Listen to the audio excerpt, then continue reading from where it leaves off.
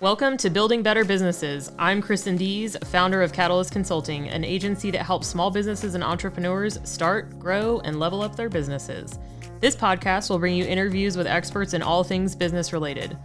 Have questions for a business attorney? We've got answers. How about your health insurance? Got you covered there too. New episodes coming your way every week. Find us on the podcasting platform of your choice.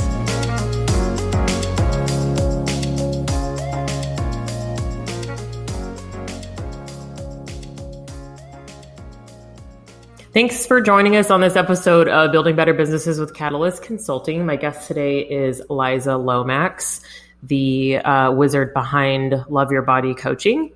And I'm pretty excited to have you on here because it's a topic that we haven't touched on yet, but I think it's very important for all of us entrepreneurs and business owners to take care of ourselves, and it's hard. So thanks for being here. Thank you for having me. You. Yeah. And we met through the connection of Polka Dot Powerhouse, which is a networking / relationship building group.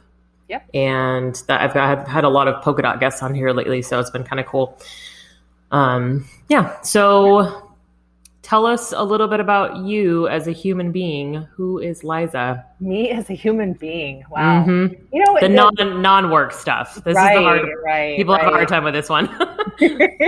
It's like, yeah, we get put in these human bodies and we have to be a human and do human stuff. And it's like, what? It's exhausting. It is exhausting being a human. It's like, you wake up and you're like, I don't want to adult today. I don't want a human today. Yeah. But who am I? I'm a person that's gone through a lot of, and I didn't even ask if I could swear on here or not ahead of time. Yeah, go for it. Yeah. Perfect. I've gone through a lot of shit. I've gone through a lot of shit. And to be in the space that I'm at now is just like, when people ask you like, who is the most influential person in your life, or who's the most person that really made a difference in your life? And it was like, I say me all the time, because to come from where I was to where I'm at now is like a complete 180. I grew up in a household that was, for one, very religious, not to the point of Bible thumping, but pretty close. I have a mother who, whether she chooses to believe it or not, does kind of suffer from mental illness. Had a stepfather who was never home, and my dad was from another country who I rarely saw. I saw limited times growing up. And so I was the oldest of 4, took on the role of being the parent to 3 other children, and, tried to be the perfect person for them, tried to model what the perfect person was supposed to be for them, which caused a whole gamut of issues. From depression and anxiety to EDs, eating disorders, to being addicted to alcohol, drugs, being in toxic relationships, just so much toxicity in my life. And being raised in this household where, one, I found out that, for one, I was gay. And of course, you're in a religious household, that you can't be that way. And 2, I was struggling with the fact that I was a medium. I was able to see things that most people didn't see on a regular basis. And so I had these gifts that were unexplainable. And so having to hide all these things about myself and be the perfect, quote unquote, person for everybody else around me took a huge toll on my life. And, there were parts of me, I almost died. I had suicidal thoughts. I did things in my body nobody should ever do to themselves. I put myself in one toxic relationship after another. I've been super, super skinny, and I've been super, super overweight. And I've been both ends of the spectrum, and it didn't matter where I was on the spectrum. I still did not like what I saw in the mirror. I still literally hated myself. Hated who I was, hated my body, hated this being in this human body. And to go from that to absolutely loving to be in this human body and to be able to look at myself in the mirror and love what I see and take care of my body and love myself is a completely 180 from where I came from. So me as a human is like, I was a very dark, depressed human, and now I'm a very happy, joyful human. If that answers your question. Yeah. Yeah. For sure. I think that's a great story. And I feel like, for me anyway, like when I'm talking to any kind of coach, doesn't matter what it is, if it's health and fitness or financial, whatever, knowing that they understand the struggle, I think is the most important thing to me. That like I don't enjoy like fitness coaches they've never been fat or ever struggled with any kind of like eating, or like it's just like, yeah, eat right and exercise. And I'm like, sure. Yeah. Right.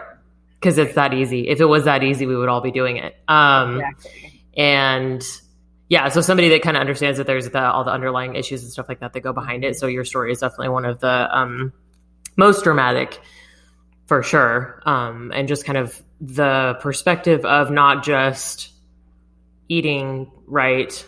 It's the health, like mental health, and taking care of yourself and loving yourself first, and believing that you're worth the effort and all of that stuff. That's hard. That's hard for a lot of people. So, I think that's kind of where it ties into like the entrepreneur journey too, because there's a lot of people who are entrepreneurs and business owners that also suffer pretty seriously from imposter syndrome.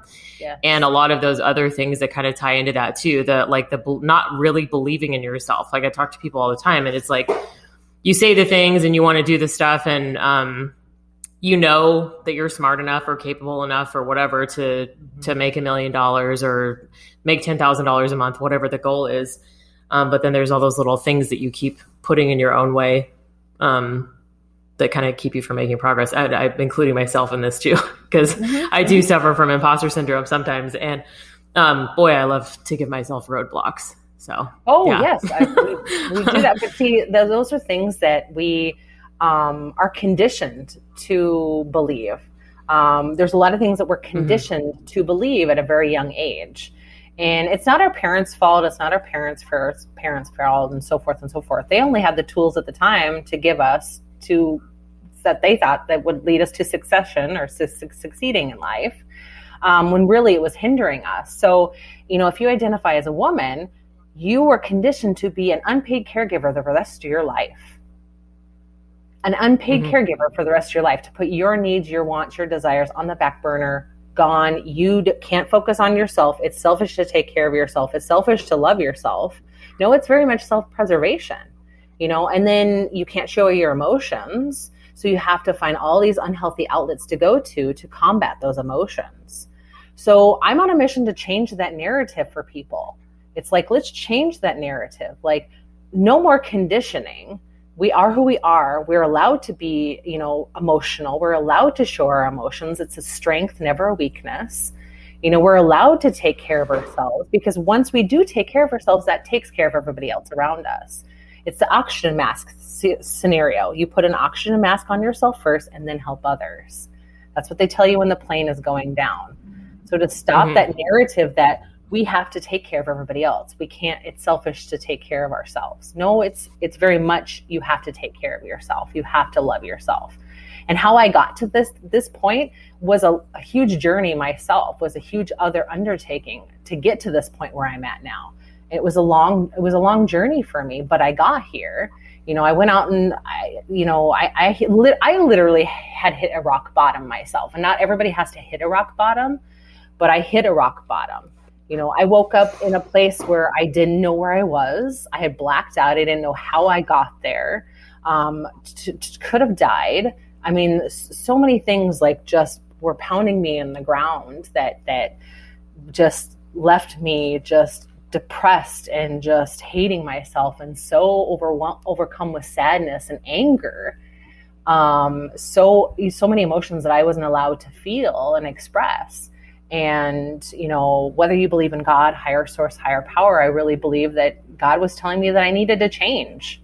Like, something had to give, or I wasn't going to be here any longer. I wasn't going to have this life that I have now. And so that sent me on that path of finding myself, finding my authenticity, finding who I was, finding who I put in a box so many years ago, being real to myself, checking myself, like going inside myself, because we have it asked backwards. We think we need to go outside of ourselves to make ourselves happy. We think we need to go outside of ourselves to benefit ourselves. We need to go outside of ourselves to take care of what's going on inside. No, it's an inside out job.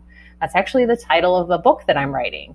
It's an inside out job. You have to take care of what's going on in the inside your body, inside your head, what's going on there before you can do anything else outside of yourself. You have to take care of what's going on inside.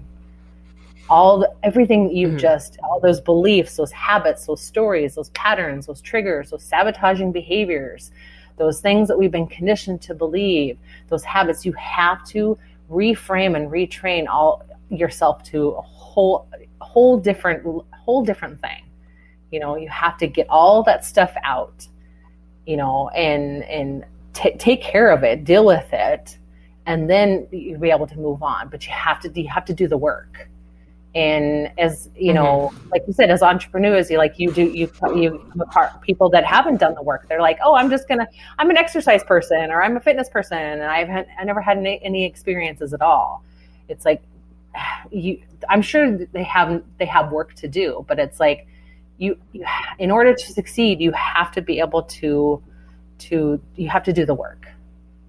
You have to put in the work to make yourself change, to evolve, to grow as a person, or you're still going to stay stagnant in the same thing. So as an entrepreneur, if you're not comfortable and confident in yourself, in your body, you're not comfortable with yourself, you're constantly doubting yourself, you're constantly thinking, oh my gosh, I'm not good enough, that person's much better than me, or I can't write a book, that person can, was much better, or I can't be a speaker, that person's a much better speaker.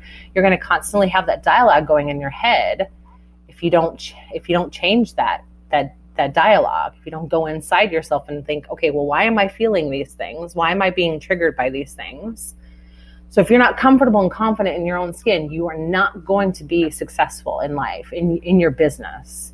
You're not going to bring in the people that you want. You're not going to attract the people that you want. Nobody's going to resonate with you because you're not being true to yourself. You're not being your real authentic self.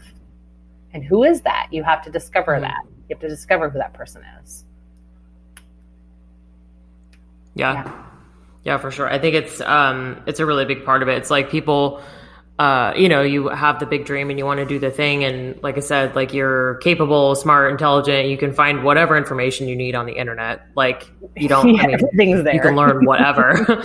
But yeah, to your point too, with like coaches where it's like, I'm going to be a business coach or I'm going to be a health coach. And it's like, yeah, but you have to like know what you're doing at some degree. Like you don't have to, I don't believe in traditional formal education. I don't believe that you have to go to college to learn shit. Like everything I've learned by doing stuff. I've just been doing stuff for my whole life. I'm like, and that's how I know how to lead people, because I just did it for 20 years. Like, not that I'm the best, whatever. Right. But, yeah. So no, I think that's important. And it's like also, we live in a culture of treating the symptoms as opposed to the root cause of the problem. And I think that that's a really big part of this journey, but any journey, like any kind of personal growth, development, whatever, is finding the root cause of the issue and then figuring out how to solve that or work through it, or at least be aware of and how to manage it. Because sometimes shit's in there. Like there's some real dark, messed up stuff in people sometimes. It's like, but knowing what the thing is and what it does to you and how you need to work around it, I think is a really important piece of that too. Just takes time. It does. I mean, if you're willing to put in the time, then you can make it happen. But if you're not going to do the work, then it's not going to happen.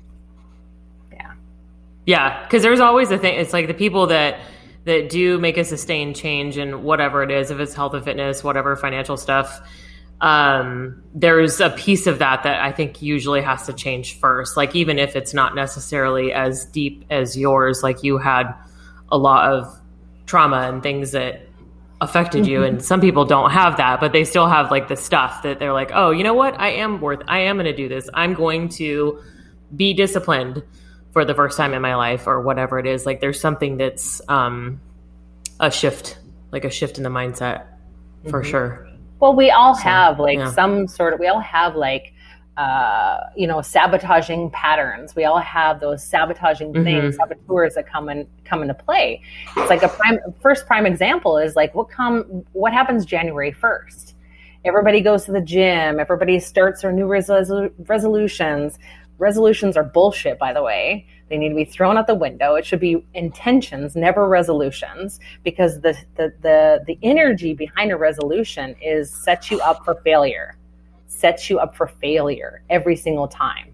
Because consciously, we've been telling our subconscious this over and over again. So January 1st, everybody goes to the gym. I'm going to do my affirmations. I'm going to read 15 books a month. I'm going to do all the things. I'm going to drink more water. I'm going to exercise more. I'm going to do all the things.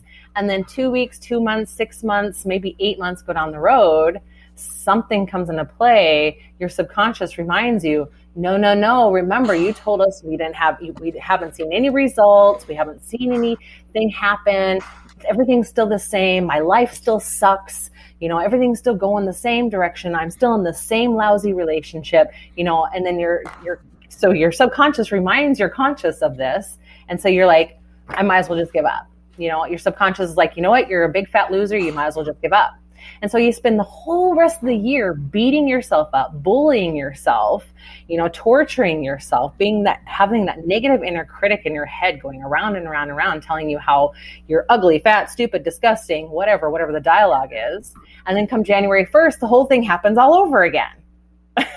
It's just like, and it doesn't necessarily have to be January 1st. That's just like a huge example of like, we start something and we get so gung-ho about starting something, and then some behavior, some habit, some saboteur comes into play. We're triggered by something that we haven't dealt with, that we haven't healed, that we haven't grown from, that we haven't released, hits us, tells us we're a big fat loser and we need to stop and go back to the same ordinary life that we were doing prior to that. This happens all the time for everybody.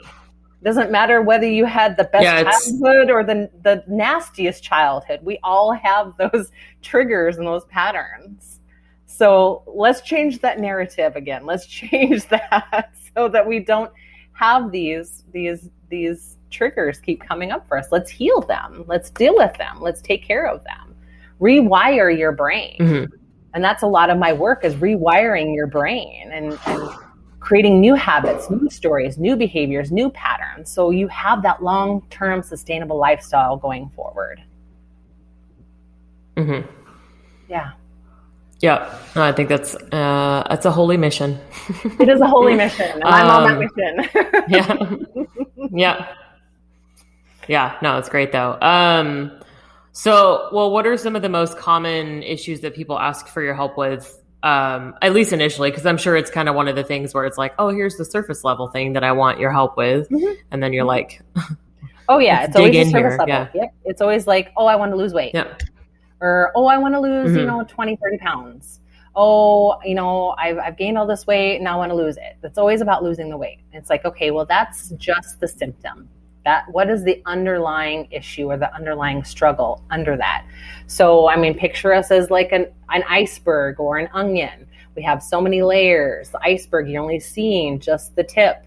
What is underneath the surface that is preventing you from losing the weight? Because you probably have gone on every diet fad, every diet pill, every whatever it is, every program, every fitness thing, all the things, and you continue to yo-yo over and over and over again. And you're wondering why I'm gaining and losing and gaining and losing and gaining and losing all this time.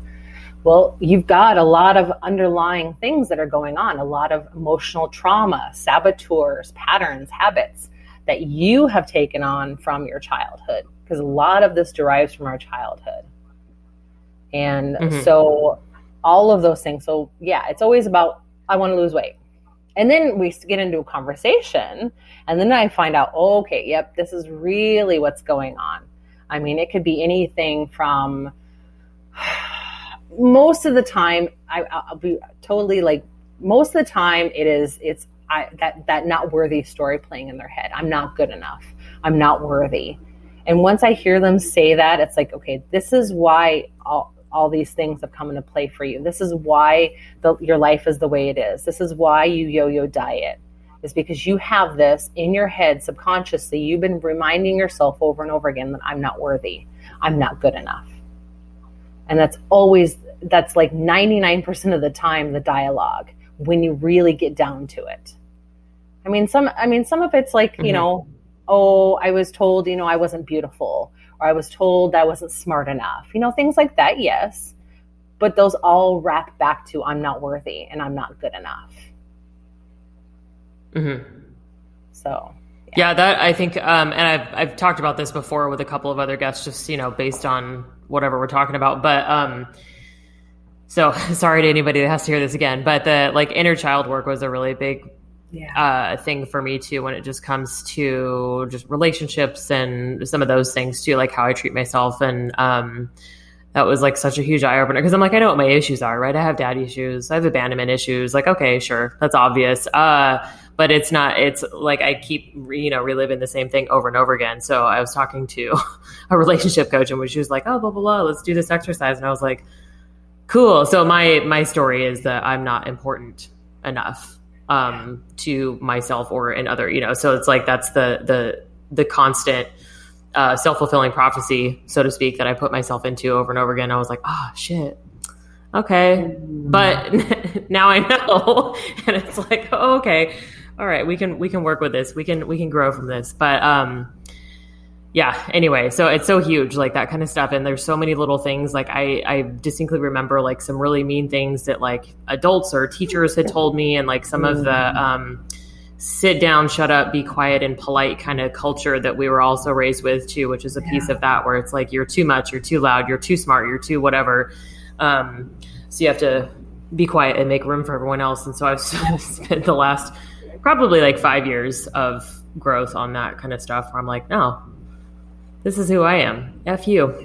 Right. Right. I was told I talked too much. I was told that I was too friendly, and I talked too much, and I needed to shut up. And that even escalated into when I started getting a job, a manager would come up and say, you're talking to the customers too much. It's what? Mm-hmm. What? What do you mean I'm talking too much? It's you have to talk, you have to talk to your customers or your clients or whoever. But I remember that on my report card was I talked too much. I was too talkative. I interrupted way too many times. I was a know-it-all. I knew it all. Those kind of things. Yeah. Yeah. Yeah. Part of me I think it's interesting too, because it's some. Yeah, exactly. Well, and you go from I was just talking about this with somebody the other day. I was talented and gifted, so, or whatever. I think that was the program that it was, whatever the super nerdy kids. So it was flip-flopping between the exceptional and then also having to be quiet about being exceptional. And the shit that's done to me. And I'm oh man, this is this is the story of my life is trying to be exceptional, and then also trying to not be too loud or too much. And I think there's different ways that because some of the feedback is valid in some cases, right? I could be, I am also a know-it-all, and can be very bossy, and I have opinions about pretty much everything in some way, shape, or form.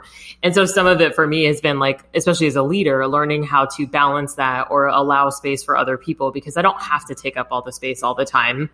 And I can still be knowledgeable and an expert in my whatever I'm talking about, but that made it sound like I know everything. That's not what I meant, but you guys know what I mean. But yeah, and I can still allow other people to have the space to do that kind of stuff. So I think it's the feedback comes from a you're wrong space, and I think that's part of the problem. It's not hey, Liza, so you love talking to people, and you're always super friendly, and you're always welcoming to new students, but in this situation, if you could tone it down 2 notches. Or me, where it's hey, yeah, you are smart, and you have opinions, and you know a lot of stuff, but also when you do this, it helps other people feel a certain way, and this would be helpful. So it's less of the you're wrong as a person, and just hey, maybe just in this situation, or someone giving you a boundary, because we need those too. Sometimes I need people to be dude, shh. It's fine. Exactly. Well, I mean, that's also told to us at a very young age that you need to be seen and not heard. You need to shut up and be quiet. You have to sit down, oh, you can't do that. That's wrong. You have to do it this way. This is the right way. So you grow up thinking that all the things that you're doing is wrong all the time. You're always constantly screwing up. Boys have to wear blue, girls have to wear pink. Bullshit. I mean, it's like girls have to play with Barbies, boys have to play with trucks. I mean, like there's so many labels and so many rules and all these things that are put on us. It's no wonder when we become adults, we're so effed up in the heads because we don't know what to do. We do this if we're wrong. We do this if we're wrong. We do this. I mean, we're constantly trying to fix ourselves for the people around us, which it's like, no, stop it. Yeah. And I think a lot of times too, we don't even know what we like or don't like because it's kind of put on us from whatever, again, your parents, bless their hearts. It's just, you do sports or you don't do sports, or you do smart things or you don't do smart, whatever. Not that sports aren't smart, but I mean like math, and that math is like a whole nother, that's like not me. But like those kinds of things. And it's like, was it actually what you wanted to do, or was it what someone else told you should want to do? And then you get down the road and you're like, wait, do I like basketball? Like, I don't know. I don't know if I actually do or not. I like being good at stuff. That's different. So yeah, anyway, oh my God. Okay. We could go for days and days probably. Right. But how do you think the entrepreneur life kind of impacts unhealthy habits in an individual when they get to that point of like starting their own business or whatnot? Well, I mean, like I said before, I'm like, you got to have your shit together. You got to take care of your stuff. You can't be a coach if you have a bunch of stuff, extra stuff, I mean, that you haven't worked out, you haven't worked on. And a few of my clients are coaches. They're like, I shouldn't be coaching. They got to that point where they're like, I shouldn't be coaching people. I need to go through my own stuff first so I can get to the point where I can coach other people. So taking care of your shit, handling your stuff, doing what you need to do to work on yourself, your inner self inside you. Take care of all those things first before just jumping into something, thinking, oh, I'm just going to be a coach, or I'm just going to be this, or I'm just going to be that. It's like, okay, well, there's a process to it. And if you haven't handled your own stuff, then you're just bringing that baggage into every single relationship, every single client, every single thing. And you're going to get triggered just as much as your clients will get triggered, probably at the same time that you're dealing with these things. So at least being on, you can continue, because coaches need coaches, healers need healers. We all need an extra person. We all need support. We all need help as well. In order to grow and evolve and change, we got to do the own work constantly, and constantly learning and growing and getting that knowledge and bettering ourselves and taking care of ourselves. We got to stay on that track. So if you can get a little ahead of the game with that, on that, at least on that road to that, yeah, you can have a better, you can differentiate who you can work with and who you can't work with. I mean, like, be on a different level, a different path, be on the path that you are, and you're on that right path. You're growing, you're doing the things. Yeah, you can still coach people, but at the level of where you started at, because you were already ahead of the game. So wherever you started at, that's when you can start, taking care of those people that are just starting out, just doing whatever they need, just like need help, just, don't know what to do, at the bottom of the barrel, whatever kind of thing. So I'm not saying that you have to have all of your shit taken care of all at once. No, because that's not how life works, and things come up, at random times, and, not everybody's triggered by the same things, and not everything's going to come up all at once, but at least have a good handle on what's going on. At least have a good handle on, where you're going, where your life is going, what kind of coach or specialist or client, whoever, consultant, whatever your title is, at least be in the right headspace for doing it, first of all. Mm-hmm.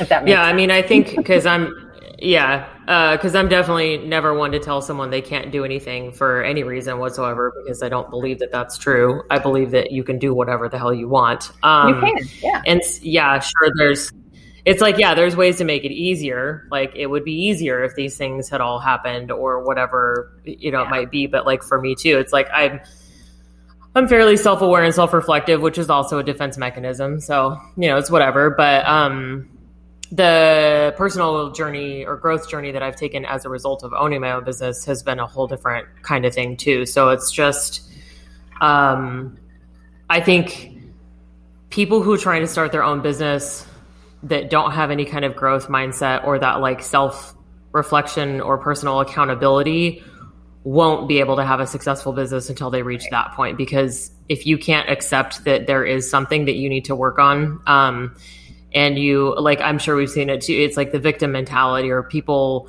come in and they start a business and it just kind of explodes. And then a couple of years later, they didn't treat people well. They didn't pay people well. They're a shitty person to work with. Mm-hmm. Customers don't like them, vendors, whoever. It's like those people are going to go out of business, and it'll just be a cycle for them. Just like some of the other things we've talked about are cycles for us in different ways. So I think it can be done. I'm just knocking stuff off the counter. It's fine. I got a little aggressive with my chair swivel. But anyway, so it's, I think to your point is, if you're not able or ready to start doing the work at some point and having that kind of mindset, then, you can't grow. But at least the people I know are that way. Like, I surround myself with business owners, entrepreneurs, whoever, that are interested in growth and learning. And so I don't see a lot of that stuff, but I know it's out there. So it is. Yeah. Those aren't the people that listen to this podcast. Yeah. They're not interested in this podcast. Oh yeah. They're like, who's this chick? Yeah. Right. Yeah. So let's talk a little bit about how your level of comfort in your skin can affect your ability to sell your business. Well, yeah, that's just it. It's like I said before, if you're not comfortable and confident in your own skin, in your own body, if you're constantly playing that dialogue in your head, going to the mirror every single morning and being like, gross, disgusting, I don't want to look at you, I don't like looking at you, I don't like to see you. If you're uncomfortable on camera, if you're uncomfortable in photos, if you're uncomfortable looking at yourself in the mirror naked, even, you got some work to do. You're not going to attract the right people. You're not going to be able to help them in the level that they may need help, or in the level that you want to, be at. If you're constantly criticizing yourself, if you're constantly like, oh my gosh, that person's much better than me, I can't do this. If you're, that monster critic, if it's just constantly throwing shit at you all the time, your subconscious is reminding you over and over and over again, that you're ugly, fat, stupid, disgusting, you're not worth it, you're not important, you can't do this, you can't do that, but you're going to still stay stuck in that mode. Even if you do start a business, or you're in the business and, but you still have that dialogue playing, you're never going to reach a level that you want to be at if you're not handling your own stuff. You're never going to be where you want to be if you're not handling that stuff ahead of time. If you're not taking care of yourself. How can you take care of other people if you're not taking care of yourself? How can you love another person if you don't even love yourself? It all starts with you, And the thing about the subconscious is that, say your whole life, you've been going through your whole life and you've been telling yourself all this dialogue. I am unimportant. I'm unlovable. I am ugly. I'm fat. I'm stupid. I'm disgusting. I'm not good enough. I'm not worthy enough. I'm not enough.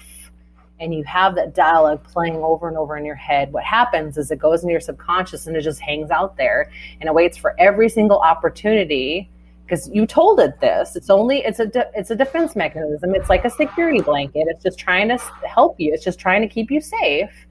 It'll remind you, especially if you get a compliment or Somebody tells you you're doing a good job, or you're really great at doing X, Y, and Z. Your subconscious will say, no, no, no, they're liars. They're lying to you because you told us this. We're ugly, fat, stupid, unimportant, disgusting, not lovable, unworthy, not worthy, not good enough. You told us all these things. So what you told us is fact. What you told us is the truth. So we'll constantly stay in that dialogue if you don't change that dialogue. You're going to your subconscious is kind of constantly remind you of all those things over and over and over again in all different ways. It'll come up all the time. So you need to change that dialogue in your head. And how do you change that dialogue in your head? By telling yourself, I'm good enough. I'm worthy. I am lovable. I am this. I am beautiful. I am smart. I am funny. Telling yourself these things. I am are the two most powerful words in the English language, because anything you put on the other side of that has a huge positive or negative effect on how you feel. How do you feel when you say I'm ugly? You kind of slouch, you kind of kind of hinker down, your head's down, you feel kind of icky, you want to go take a shower, you feel gross. What happens when you say I'm beautiful? You sit up, your eyes get a little bit brighter, you feel a little bit more confident in yourself, you believe it. So if you constantly tell yourself this over and over again, I know people say, oh, affirmations is kind of silly, whatever. No, they're very powerful. If you say the right dialogue to yourself, you will rewrite all those negative thoughts that you've been telling yourself. You will override all of them. And that takes a while. It's not going to happen overnight. You didn't gain a habit overnight. You can't lose a habit overnight. You didn't gain weight overnight. You can't lose it overnight. We know this. It takes constant, continuous, conscious intention, doing it over and over and over and over and over and over and over and over and over and over and over until it starts to stick in your brain, until you no longer hear that negative dialogue going on, until you can go to the mirror and say, oh my gosh, I love what I see. Oh my gosh, I am amazing. Who is that sexy person in the mirror? That's me. When you can get to that point, that's great. That's prime. Mm-hmm. Well, and it's like the whole, like you were kind of touching on this too, like the survival instinct of like your brain will look for proof of things that you tell it. So That's essentially the concept of the law of attraction, or along those lines, is if you keep telling yourself that kind of stuff, then that's the kind of stuff that will come to you. And if you keep telling yourself that you're worth it, or that you, it doesn't matter what it is, there's a lot of different examples. Like for me, there's a lot of stuff that I get, that like opportunities that show up for me. One, because I ask for them, and two, because I believe that I should have them. So I'm like, that took a lot. I mean, it took me a ton of work. And there's still certain things that it's not always great with, just depending on where I'm at in my headspace. But there's just things where I'm like, people are like, how did you end up doing this thing? And I'm like, I just asked to do it. And then they're like, but is it that simple? And I'm like, it really is. But there's things you have to like put yourself in the rooms that you want to be in and believe that you are supposed to be there. And that's so fucking hard. You know what I mean? Like I did 20 years in corporate land, and I can tell you that a lot of those years were not good for my mental health, or my self-confidence or self-worth or any of that kind of stuff. And I had to learn through some of those things, and working for shitty people, toxic people. I'm sure they're not bad people. But anyway, some might be. Yeah. So it's, some might be real shit bags, but they just haven't grown yet or something. Right. So yeah, but that's what it is if you start telling yourself that stuff, then your brain starts looking for ways to prove it to you. So that's part of the logic, is like, cause that kind of stuff helped me a lot. And like one of the weird things that was like a byproduct of the like quarantine stuff is when all of that happened, and I was like, well, shit, how do I sell myself now? Cause I, do a ton of networking and I go meet people, and I'm like, well, I guess I'm just going to start doing more video online on social media and finally start just doing that. Mm-hmm. And I fell in love with myself a little bit because I got to see myself the way that other people did. And I'm like, oh, it's just like, because you don't ever see like the little quirks and the little facial expressions that you make and the little gestures and that kind of stuff. So it was just kind of a fun, like, I mean, it was scary at first and it was not a great time, but now I can do Facebook Lives, like whatever, no big deal, just talking to the ether. But some of it started with some of those kinds of things, like the mirror talk and like writing things that are like, what are my, like the word of the year kind of stuff, which is not the same thing as a resolution. It's like, what am I focusing on this year for my personal growth and development, discipline and intention? So like that shit is like there. And then just the little sticky notes around like, you can do this. You are strong enough. It works, but it does, like you said, it takes a really long time and it's hard at first because it feels silly. You're like, do I really have to tell myself I love myself in the mirror? Well, you don't have to. It works at some point. But anyway, yeah, I think that stuff is important because I was going to ask you, like, what do you think are some of the like top things that you kind of have people do to start working into that process, like the affirmations and stuff? Like, what do you normally have people start with? So gratuity journal. So if you can get to your vibrationally, if you can get to a level of gratitude and stay in that level of gratitude, that'll actually help escalate to that love. But if you're grateful for everything in your life, even if it's shit, there's always something to be grateful for. You woke up this morning, you got to take a shower, you got to eat, I mean, hello, you woke up. That's the most important thing. So that's what you should be grateful for. I mean, it's like, gratuity journaling. Of course, the affirmations. The big thing is like telling yourself, I love you in the mirror. So, I mean, this has been regurgitated. There's a lot of different people, Brene Brown and Glennon Doyle. I mean, there's been a lot of people do like talk about the mirror work. And that's been something that's been in my practice for a long time as well. So, but everybody has their own little spin on it. And, some people aren't spiritual and some people are, like the science behind it. So, how I take it is, okay, go to the mirror every single morning. Okay. Now this isn't going to happen overnight. This isn't going to change overnight. But if you set a conscious intention to tell yourself, I love you over and over and over again, you will actually override all those negative thoughts about yourself just by saying, I love you. Scientifically. So that's how you can, start to rewire your brain. Of course, there's a lot of other things that go into play with that, but you can at least get on the path, on the road to overriding some of that dialogue. Because when you're telling yourself this stuff, you don't love yourself. If you're telling yourself you're not good enough, you're not worthy enough, you're ugly, fat, stupid, disgusting, you don't love yourself. So you have to get to the point where you at least on the path of loving yourself to really dig deep into the core struggles, the core issues, the core things that you need to work on. So at least get you on that path. So there's a funny thing about doing the I Love You challenge. So, and there's a funny thing is that when you are attracted to something, so this is scientifically. So when a person is attracted to something, their pupils actually dilate. And so I tell people this, so don't go like up to your spouse or your partner or your friend and, see if their pupils are dilating, because they're looking at you, see, oh, are you really attracted to me kind of thing. If you go to the mirror every single morning and you start to say, I love you to yourself, and you notice your pupils start dilating, that you are actually overriding that dialogue. You're actually physically, scientifically, you are attracted to yourself once you notice your pupils start to dilate.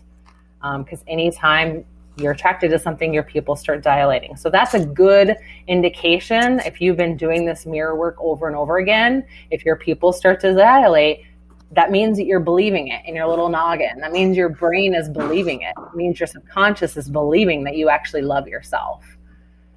So that's why I tell people, I'm like, don't go up to everybody and see, oh, let's see if you're attracted to me. Let's see if they're attracted to me. Are their pupils going to dilate? But it's true. Anything that you're attracted to, your pupils will dilate. So that's just kind of a nice indication that you're on the right path if you notice that in your eyes. So just that's pretty cool. So those are kind of the three main things that I like people to get started on. Like saying I love you, doing gratuity journaling, and doing affirmations. No, it's great. I think one of the things that also kind of helped me with some of that, also still work in progress for sure, but I've come a long way. We all are work in is progress. Treating my yeah, right, yeah. # work in progress. But I just like to share, because it's like, you never know what the thing is that's going to click and that helps some, that makes sense to me. Like, that's how my brain works. So I always try to share here's something that worked for me. But is treating myself like my friends treat me, because I have some pretty exceptional friends. And so I'm just like, why, or how I treat them. Like how I treat people that I care about, or even don't sometimes, like people that work for me at some point. I'm like, but it's still like the basic consideration and kindness and empathy and being like, no, you got this. Like, what are you talking about? You can totally do that. I'm like, you can tell yourself the same shit. But yeah, that was kind of a little switch that flipped for me at some point. And then one of the other things too, when it comes to relationships, is picking someone that treats me like my friends treat me. That was also the other thing. I'm like, why would I take from an intimate person, my intimate partner? I'm like, why would I allow this? I'm like, I would never have a friend that treats me in a way that I don't appreciate. Not like that. Yeah. So, but it's like, it's all the self-worth journey. And like I said, the inner child work. And that was one of the things I was like, oh, okay. But yeah, treat yourself the way you treat your friends. Hopefully, I'm assuming if you're on this podcast, then you're probably a good human being and care about other people. I hope, or I've done something terribly wrong, but, anyway, yeah. So, what was my next question? I had another question pop into my head. So, how do you kind of balance your self-care, or how do you help people, I guess, create time for self-care and create space for that when they haven't done that before, especially when they're trying to run a business and also be a part of a family, social life, etc.? Well, first of all, time is relative. Time is just a construct that was invented by man. I mean, really, there is an infinite amount of time. We just, it was a construct to put on the typical 9 to 5 job, like work. So you have all the time you need. But if you're still in that mindset that like, oh, I only have a certain amount of time, I have to do this and this, baby steps, it has to take baby steps. So take 2 minutes, and then add a minute, and then if you can add another minute and add another minute, if you can get up to like 5 to 10 minutes of just taking care of yourself or putting your needs first, whatever it is, whatever you want to classify it as self-care, because there's a multitude of different versions of self-care. Not self-care isn't like going and getting a mani-pedi or going and buying yourself a new outfit or or taking a bubble bath. There's so many other ways of self-care. Setting boundaries, active listening, assertive talk. There's so many different things that are part of self-care. So if you can just do a little bit, pick your time. When is it, like when you get up in the morning, you go to the kitchen, you make yourself some coffee. What are you doing while you're making coffee? What's going on there? You've got wasted time there. You've got a time that you can do something in that time. What are you doing, while you're getting ready in the morning? You can still do a form of meditation. You can still do your affirmations. You can still do all these things while you're putting your makeup on or while you're getting ready in the morning, while you're taking a shower. So there's a multitude of different ways and time that you can take care of yourself individually. You just have to again, make a conscious intention to do those things. So if you can do that, if you tell, if you're like, okay, I'm going to do this. I'm going to do this. This is what time I'm going to do it at. This is when I'm going to do it. And just continue and continue and continue and build on the habit and build on it and build on it and build on it. And just baby steps, just add a minute here, couple minutes. If you can add 10 minutes, however much you want, however much time you need to take care of yourself. I understand you might have a bunch of kids, and you might have a spouse, and you're being dragged every which direction, and kids are going back to school now, or some kids are doing virtual learning, and you've got to make breakfast, and you've got all these things, and you're being pulled all these different ways. But really think about the time that you have in your day of all the things that you are just automatically doing. Like if you're on autopilot, how many times are you on autopilot? Those could be times spent to doing self-care. The times that you're just doing random things and you're not even thinking about it, or you're just in the shower washing your hair, or you're just at the mirror putting on makeup or picking out your outfit. There's so much time that you could use while it's still doing those activities, still doing those things, to incorporate self-care. No, it's great, because I think a lot of people really do get overwhelmed with that stuff sometimes. I know I do from time to time too, where I'm like, I should be doing yoga and I should be doing all this stuff and I should meditate and I should journal. And I'm like, I fucking hate journaling. Let me tell you. I have some clients that hate it too. Oh, it's awful. But I found audio journaling, or I guess accidentally invented it for myself. I was like, I'm going to try just doing a voice recording. And then I actually found there's an app that is set up for that. But I'm like, oh, okay. Like that's a lot easier for me. So sometimes when I need to, like in a tough spot or I need to process something, I do that. It helps. But even like find time when your brain is available, when you can do that kind of stuff. And just, I like that whole flexibility in what self-care looks like. It isn't just the traditional, like what everyone thinks it is, or like 30 minutes of meditation. I would die. There's no way. I don't even want to try. I'm like, that just does not sound fun.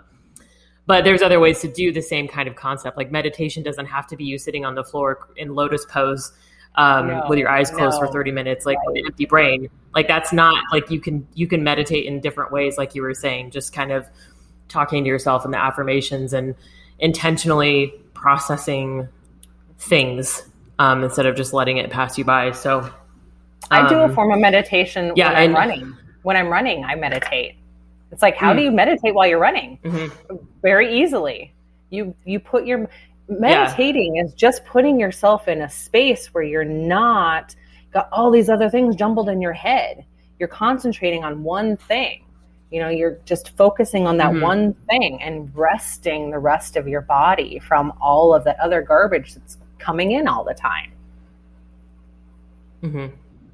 Yeah, it's the Zen space, I think, is kind of another way to describe that kind of concept, where it's like you're doing that and the act of running is your meditation or your Zen space, supposedly. So, no, it's great. It's so hard. And I think that there's so much out there and that people just get really overwhelmed with like, oh, I should be doing this and I should be doing that. And Tony Robbins says this and Gary Vee says this, and they both say fuck a lot. And, it's like, I don't have to do everything.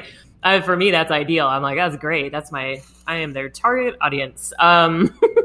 But it's just people just, there's so much information that comes all over. It's so overwhelming. So, and it's regurgitated. Do something over that's comfortable for you.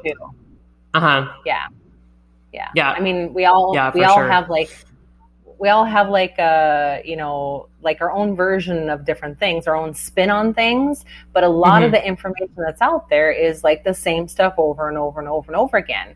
Because again, that's how you build a habit. That's how you change your way of thinking. That's how you change your thought. You have to see things, the same subject or the same focus, the same topic. You have to see those things multiple times in different packages in different ways in order for it to change. So when I'm Mm-hmm. coaching somebody, when I'm walking clients through different things, I will have them read certain books. I will have them watch certain videos. I will have them do certain things. I will also give them the same exact information that they're seeing, that they're listening to, that they're viewing, that they're reading, so that they see this multiple times different ways in order to change that way of thinking. So like a lot of the things that Mm-hmm. Tony Robbins does, I mean, I use in my own stuff. A lot of the same Glennon Doyle, Brene Brown. I mean, all of it is just Yeah. regurgitated information. It's great information, yes, but it's just over and over again because we need to hear these things over and over again in order for things to change. Mm-hmm. Well, and sometimes it really is. It's just the way it's presented and how the person's saying it. And I mean, just like with what you do and what I do, I'm a business consultant. Like that's not an original concept by any means. You can Google how to run a business, how to start a business, how to do a business plan. What do I need to run a business? How do I hire somebody? All that kind of stuff. But the unique spin is my perspective and my experience and background and what I bring to the table. And I always like whenever I do any kind of presentation, teach anybody how to do anything, I always try and preface with, this is not the only way to do this. And my way is not like, you're not going to fail if you don't pick my way of teaching or my style or my approach. Exactly. There's a million different ways to do it and it's fine. Like I'm not the only guru. It's fine. Exactly. I think I'm a fun one and I swear a lot. Most so definitely, some people like that, but yeah. Unless people don't want, like, anyway, yeah, you get it. Anywho, so as an entrepreneur and business owner yourself, what advice would you give fellow business owners about running their own businesses? Kind of the same thing. You gotta have your own stuff taken care of. You gotta, there's so many programs out there. There's so many coaches out there. There's so many different things that say, oh, you have to do it this way. You have to do it that way. Or you have to have a website, or you have to funnel everything. You've got to do network marketing. You got to do, there's so many things that people tell you over and over and over again. You got to do it this way. Well, this worked for me. This worked for me. So you've got to do it. Or this worked for me. So you have to do it.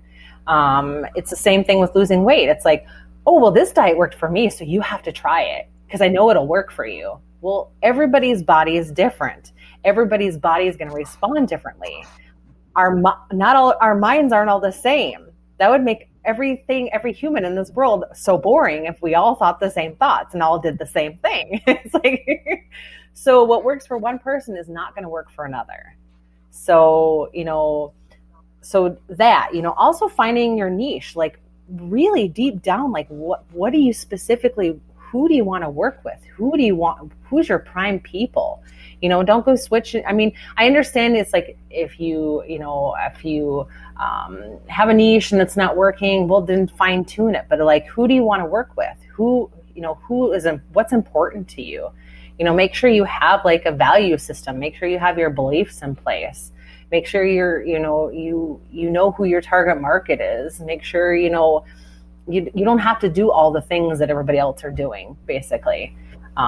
Find your way. You'll find it, or hire somebody who knows their shit, who knows what they're doing, who's been there, done that, that can help you. We all need help. We all need that. We all need somebody else, another guru in our life to help us, guide us, or we need multiple. Some people need multiple gurus. But just have your stuff in place and have your stuff taken care of, and be confident in yourself. You can do it. Who says that you can't? You're the only one that's saying that you can't do something. You're the only one standing in your way that's telling you can't do something. You're the only one that's putting those roadblocks up.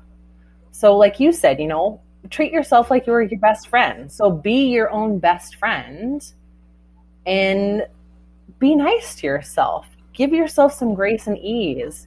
Just give yourself some flow to it. Don't be like thinking you have to do all these things in order to be successful, because you're going to get burnt out.